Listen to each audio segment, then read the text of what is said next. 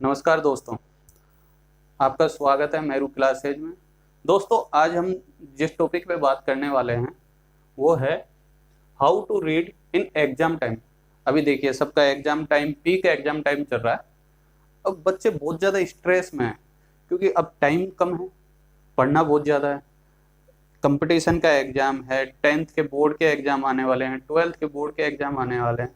तो इस एग्ज़ाम को देखते हुए बच्चों का किस तरह पढ़ाई की जाए कि कम समय में बहुत अच्छा रिजल्ट आए, कुछ टेक्निक्स होती हैं, ठीक है। अब जिसे हम साइकोलॉजी में पढ़ाते हैं बच्चों को, एजुकेशन साइकोलॉजी में, आज उन्हीं टेक्निक्स को हम लेके आए हैं।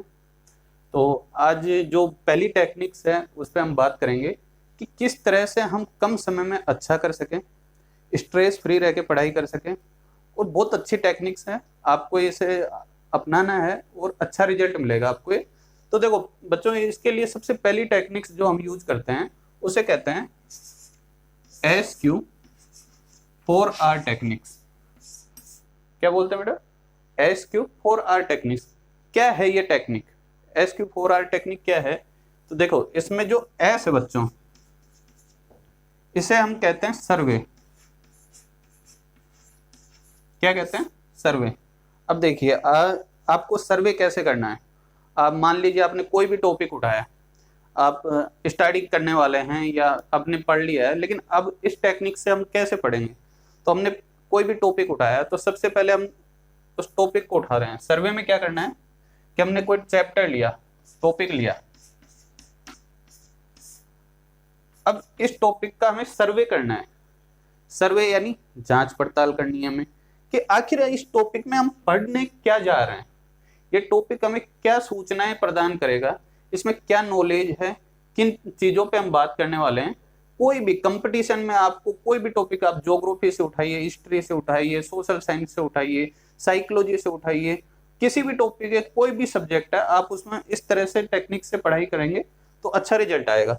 अब जैसे साइकोलॉजी से ही हम टॉपिक उठा लेते हैं, मान लीजिए जैसे लर्निंग है, लर्निंग का एक टॉपिक्स है कंपटीशन में, या फिर कोई भी ज्योग्राफी का ले लें, जनसंख्या ले लें, या पर्यावरण में ले ले, कोई भी टॉपिक लीजिए। तो सबसे पहले जब हमने टॉपिक लिया तो उसका क्या करना है? सर्वे।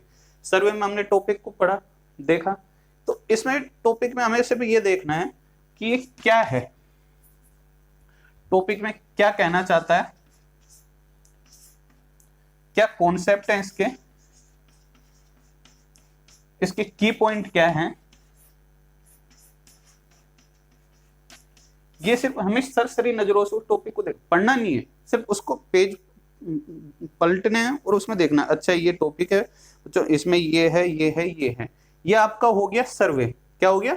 सर्वे। इसके बाद सर्वे करने के बाद हमें करना है क्यों वाला। क्यों का मतलब होता है बेटा क्वेश्चन। क्या होता है? क्वेश्चन।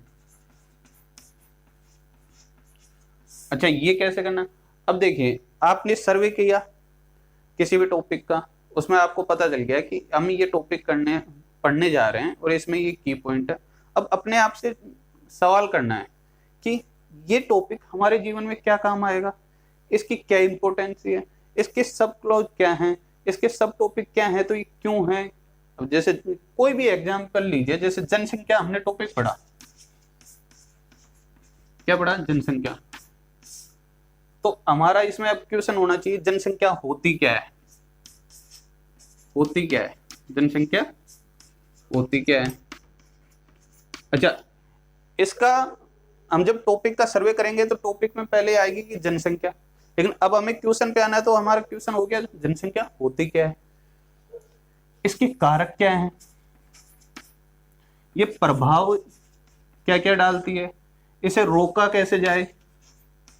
ये क्वेश्चन है, ये सवाल है जो हम अपने आप से कर रहे हैं, ठीक है। अब देखिए, हमारा सर्वे हो गया, क्वेश्चन हो गया। अभी तक हमने टॉपिक पढ़ा नहीं है, सिर्फ हमने उसको सरसरी नजरों से देखा, उसका सर्वे किया है, उसके क्वेश्चन किए हैं अपने आप से। इसके बाद जो तीसरा आता है इसमें, वो है 4R।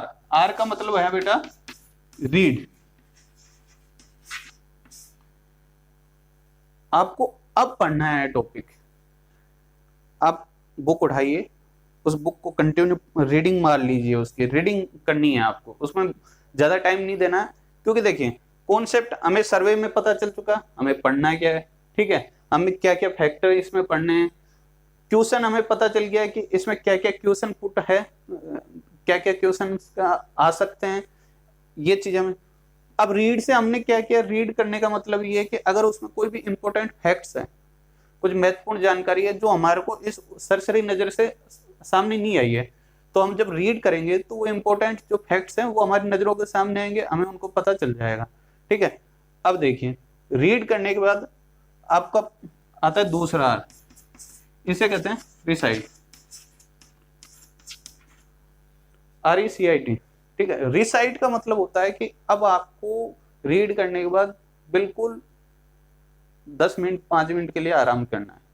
आराम करने के बाद आप पानी पीजिए, इधर उधर घूमिए, थोड़ा ताजा हवा खा के आइए बाहर, या कुछ भी काम कीजिए, 10 मिनट का 15 मिनट का आप रेस्ट देंगे। उस रेस्ट देने के बाद आपकी जो अगली प्रोसेस है वो रिसाइट की है। रिसाइट में क्या है कि अब आपको जो सर्वे किया, जो क्वेश्चन किए, जो रीड किया, उसे आपको जोर जोर से अपने आप से बात करना है कि अब एग्जाम्पल देखिए, जैसे हमने भी जनसंख्या का लिया, तो सिर्फ घूमते फिरते रिसाइट करना है, आज हमें जनसंख्या पढ़नी है, जनसंख्या ये होती है, ठीक है, जनसंख्या के ये कारक हैं, ये प्रभाव है, ये है, ये रिसाइट हो गया। तो इसको जोर जोर से आपको एक बार बोल के उसे करना है, इस प्रोसेस को करना है, ठीक है। जब रिसाइट हो जाता है फिर आता है रिकॉर्ड।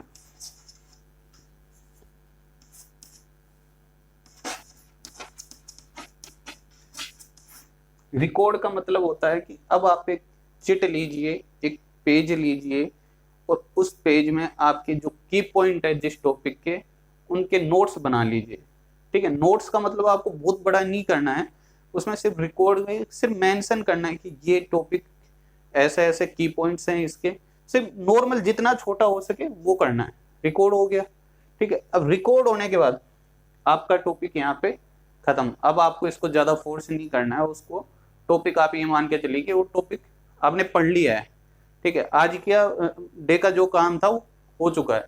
अब आप दूसरे दिन जब ये नेक्स्ट डे की प्रोसेस होगी तो आपको क्या करना है, इसमें जो चौथा आर बचा हुआ है उसे कहते हैं बेटा रिकॉल।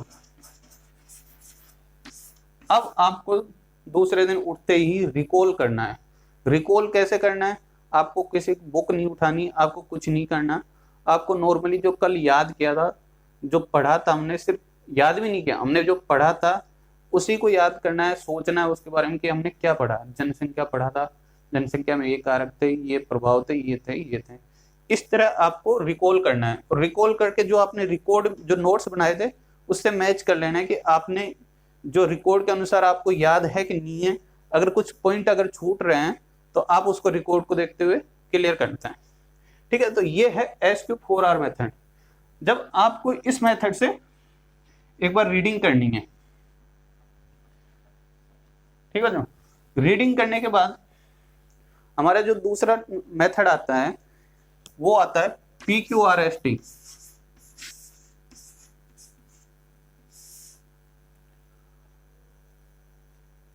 SQ4R मेथड से आप 10 दिन 15 दिन जब भी आपका कोई भी टॉपिक है, मतलब आपका कोई सब्जेक्ट है, वो क्लियर हो जाता है एक बार, तो हम क्या करते हैं उस 15 दिन बाद 10 दिन बाद हम दूसरे मेथड पे आते हैं जिसे कहते हैं PQRST मेथड।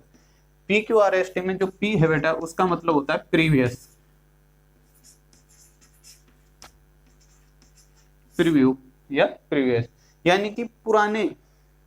तो आपको उस सब्जेक्ट से रिलेटेड, उस टॉपिक से रिलेटेड जितने भी पुराने क्वेश्चन आए हुए हैं, पुराने मॉडल पेपर हैं, पुराने पेपर जो आए हुए हैं एग्जाम में आए हैं, उनके क्वेश्चन उठाने हैं, ठीक है। उन क्वेश्चनों को इकट्ठा करना है कि अच्छा ये इसके क्वेश्चन आए थे, ठीक है, यानी कि प्रीव्यू देखना है, फिर उसके क्वेश्चन करने हैं आपको, उसके बाद उन क्वेश्चनों को रीड करना है, ठीक है। उसके बाद S से सेल्फ और T से बेटा टेस्ट,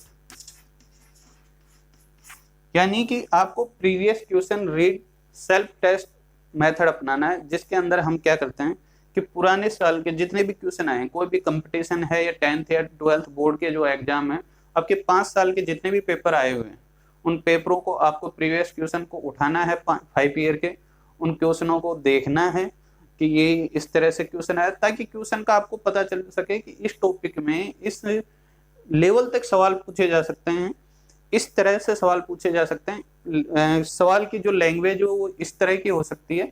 ये आपकी नॉलेज बढ़ाएगा, ये आपको जानकारी देगा कि इस टॉपिक में इस तरह से क्वेश्चन घुमाया जा सकता है, इस लेवल तक सवाल पूछा जा सकता है।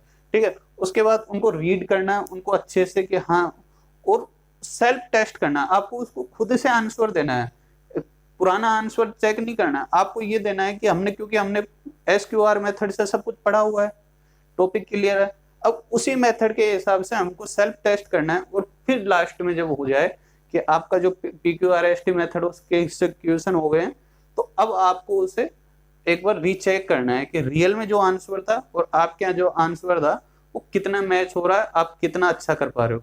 ठीक है, इस मेथड से हमें पढ़ाई करनी है, बेस्ट मेथड है, बहुत अच्छा रिजल्ट देगा। ठीक है, थैंक यू।